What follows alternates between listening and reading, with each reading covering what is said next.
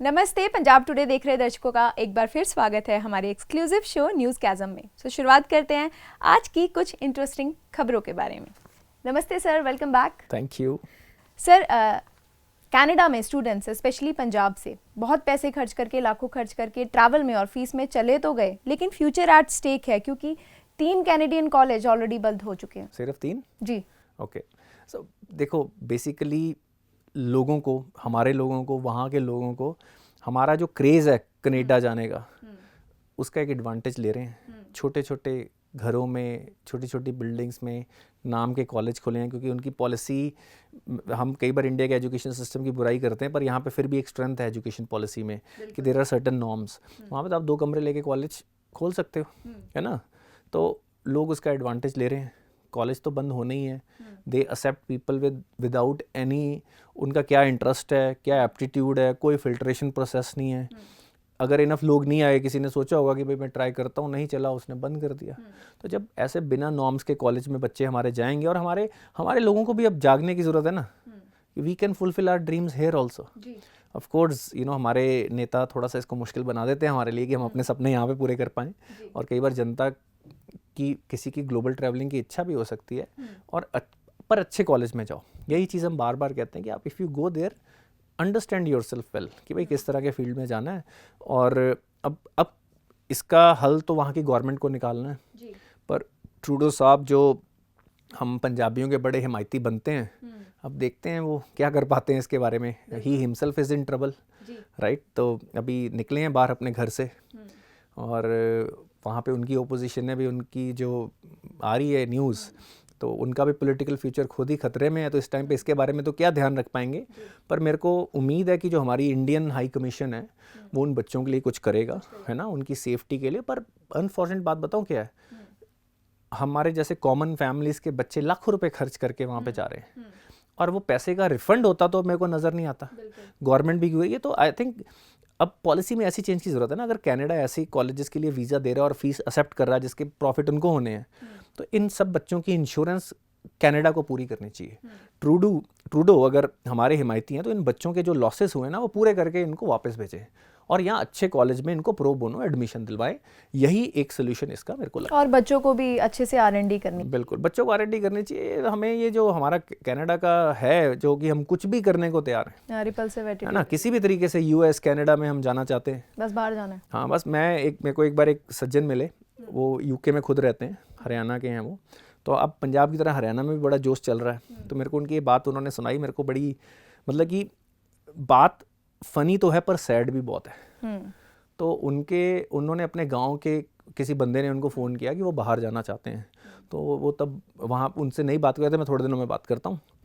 तो वो अच्छे घर का लड़का था, तो उसको फ़ोन किया, तो उनके घर में किसी ने फ़ोन उठाया, वो कहते जी वो तो US के लिए निकले हैं, जब पहुँचेंगे आपसे बात कर लेंगे।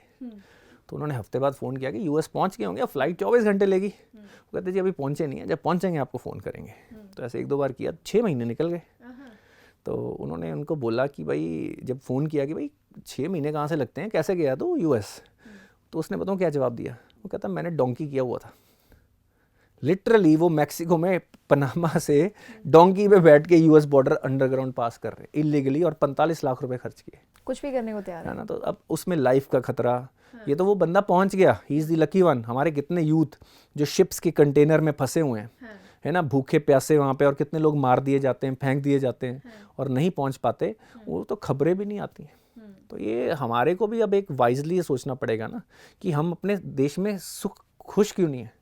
हमें अपने देश में हम खुद खुश हो सकते हैं, राइट। अपना लीडर्स की भी रिस्पॉन्सिबिलिटी है, हमारी भी रिस्पॉन्सिबिलिटी है। सर, यूपी में पहले चरण के लिए मतदान जारी होने से पहले और उसके आधे घंटे बाद EVM खराब हो गई। ये तो सर बाद में सुनने को मिलता है अक्सर रिजल्ट्स के बाद कि EVM हैक हुआ है, EVM में खराबी है। ये देखो जब तक इस तरह की पॉलिटिक्स रहेगी ना जी, जहाँ पे आप कुछ भी बोल दो, आपकी कोई अकाउंटेबिलिटी नहीं है, ऐसी बातें आपको सुनने को मिलती रहेंगी।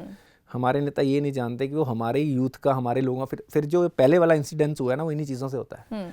हमारे यूथ का, हम लोगों का, हमारी डेमोक्रेसी से भरोसा ही उड़ जाता है। देखो, कोई तो सच बोल रहा होगा, या सच होगा या झूठ होगा, कुछ ना कुछ तो होगा, हम नहीं जानते, ठीक है। तो आप जब बिना सबूत के अपने देश के डेमोक्रेटिक प्रोसेस को, जो आप लोगों ने बनाया है, उसको क्वेश्चन करते रहोगे, तो लोगों के मन में तो डाउट आएगा ना, इतने लोग बोल रहे हैं, बोल कौन रहे होते हैं? आप ही की पार्टी के 200 अकाउंट्स बने होते हैं, जो हमने एक बार डिस्कस किया था।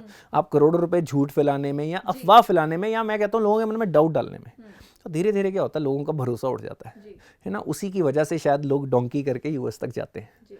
तो आई थिंक ये एक इम्पॉर्टेंट चीज़ है कि हम ये चीज़ें ना, मशीन है ख़राब हो सकती है, वो रिप्लेस भी तो हुई है ना। और टकैत साहब कह रहे हैं उनके पास अंदर की खबर है ना, कि वही 140 सीटें आनी थी और इसीलिए योगी जी हिंदू मुसलमान की बात कर रहे हैं।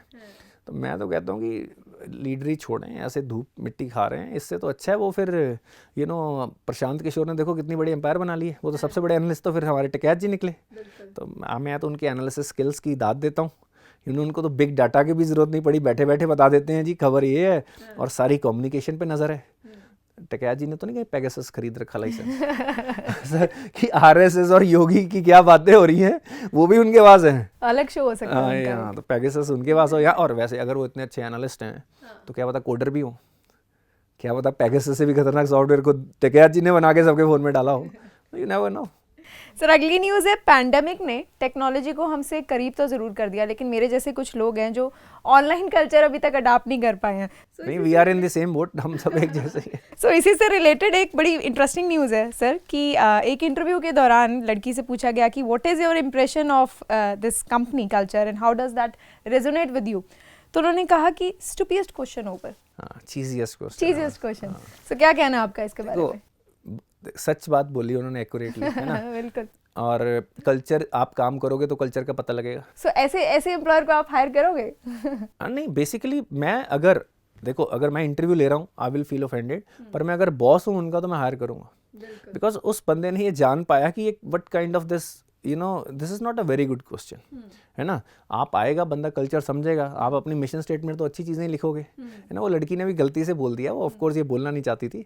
तो अब ये है कि भाई देखो, कैमरे के सामने जब बैठे हो ना तो सोच समझ के बैठो, है ना। And never under estimate your, live तो होना ही नहीं है, लाइव होते हुए तो आप बहुत, और बिल्कुल कंपनियों में भी आजकल कल्चर एक इम्पॉर्टेंट चीज़ है ही है। हमारे, मैं इसको थोड़ा सा और बिगर लेवल पे, it's a funny thing, but मैं इसको कि अगर कल्चर अच्छा नहीं होगा तो स्ट्रेटजी काम नहीं करेगी। वो कहते हैं ना, culture of the company eat strategy for the breakfast. अगर कल्चर अच्छा होगा, लोग पॉजिटिव रहेंगे। आज हमारे देश की कॉर्पोरेट कल्चर को ले लो, जिस पे एक स्टडी करने की ज़रूरत है। लोगों पे इतना प्रेशर है, लोग इतने टेंस रहते हैं, छोटी उम्र में हार्ट अटैक्स आ रहे हैं, कि जिसको नौकरी मिली है उसका सैटरडे संडे का कोई ऑफ ही नहीं है, जब घर नहीं जा सकते। ऑनलाइन के बाद तो सारा दिन लोग ये कहते हैं कि उनको काम पे लगाए रखते हैं।